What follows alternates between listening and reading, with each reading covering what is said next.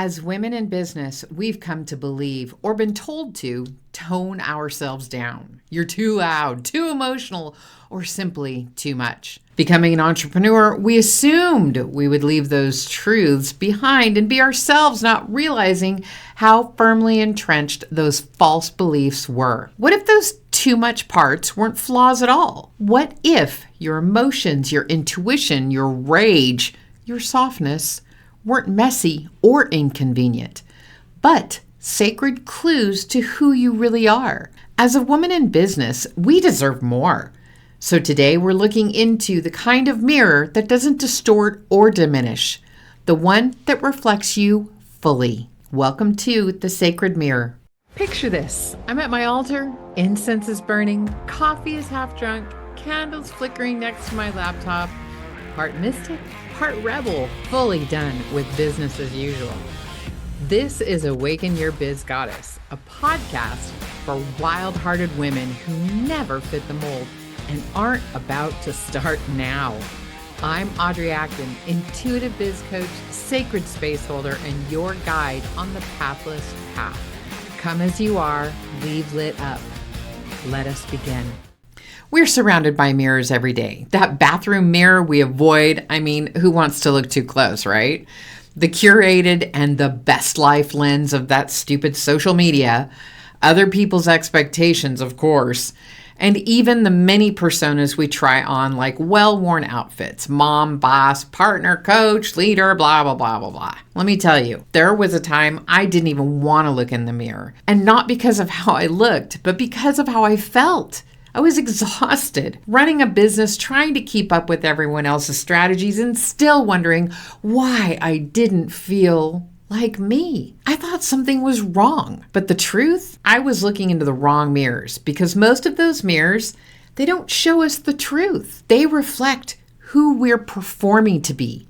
They echo back the lies we've internalized, that we're never enough, that we're too emotional, that we need to tone it down and clean it up to be taken seriously. Being more like them, time to burn that down. But sacred mirrors, they show you your wholeness. They don't demand improvement. They whisper, you're still here. Let me show you. This is where goddess archetypes come in. They're not outdated myths or fairy tales. They're not costumes you put on and take off. They're sacred mirrors. Each one reflects back a piece of your truth. The wild you, the wise you, the unapologetic you, the grieving you, the you that remembers how to hold both endings and beginnings. These archetypes are not outside of you. They are patterns of power already inside of you. And when you see yourself in one of them, you reclaim a part of you that's been waiting to come home, to be seen, to be felt, and lived. Maybe you've met the part of you that refuses to apologize. She's Lilith, or the one who waits silently, trusting that her time is coming. That's Hecate. Or the fierce protector of your own space. That's Artemis. And the one who simply flows and not forces. She's Danu. These are not outside characters. They're soul memories, patterns waiting to be reawakened. So why does this matter? Because your business, your creativity, your life's work, it's all built on you. If you're creating from disconnection, you burn out.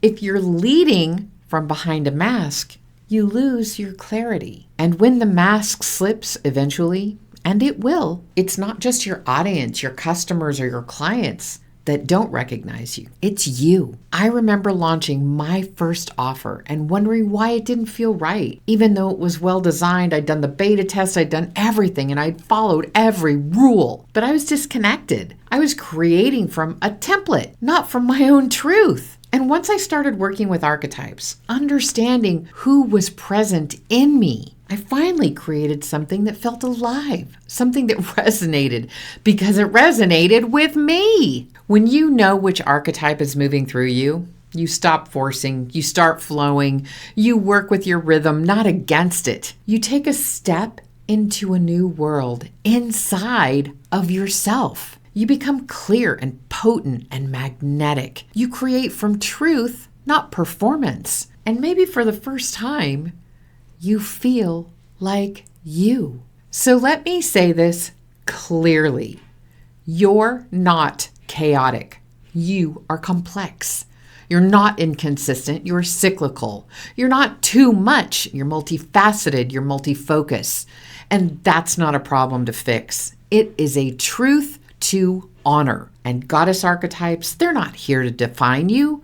They're here to remind you. So if you've ever looked in the mirror and wondered, where did I go? This is your call to come back. In the next episode, we'll begin introducing you to some of those goddess archetypes, not as someone else to become, but as someone you already are. You won't just meet the goddesses, you'll meet yourself through her. Because the truth is, your business is only as alive as you are connected to yourself.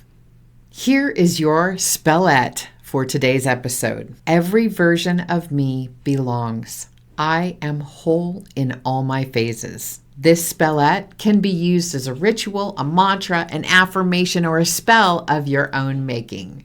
Use it wisely. If this stirred something in your heart, subscribe to Awaken Your Biz Goddess. And if you're ready to look into your own sacred mirror, download the Goddess Growth Map. It's your compass, it's a reflection, and your reminder that nothing about you is too much. Come back to the mystery. Lead from your power. Live like the goddess you are. Thanks for being here.